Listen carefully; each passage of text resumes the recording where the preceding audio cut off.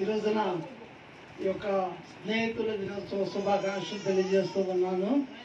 Bible సెలవిస్తూ ఉంది, సామెతల గ్రంథము 17వ వచనంలో, నిజమైన స్నేహితుడు విడువక ప్రేమించును, అట్టివాడు దుర్దశలో సహోదరునిగా ఉండును. ఆమేన్, హల్లెలూయా. నిజమైన స్నేహితుడు ఎలాంటి పరిస్థితి అయినా, ఎలాంటి దుర్దశ వచ్చినా, ఆపద వచ్చినా, అపాయం వచ్చినా, రోగం వచ్చినా కూడా నిజంగా మనల్ని ప్రేమించేవాడే నిజమైనటువంటి స్నేహితుడు. అలాంటి వాడు ఎవడన్నా ఉన్నాడా లోకంలో?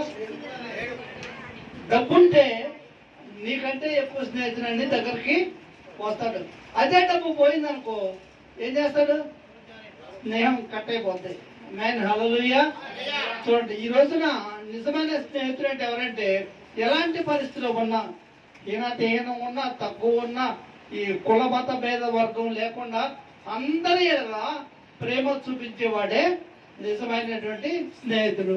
అటువాడు మనం ఎలాంటి దుర్దశలో ఉన్నా, ఆపదలో ఉన్నా, అపాయాల్లో ఉన్నా, కష్టాల్లో ఉన్నా, నిందల్లో ఉన్నా, కరువుల్లో ఉన్నా, ఎలాంటి పరిస్థితుల్లో ఉన్నా నిజంగా ప్రేమించే స్నేహితుడే ఒకే ఒక్కడు ఉన్నాడు. ఆయన పేరు నజరేయుడైన యేసు. ఆమేన్, హల్లెలూయా.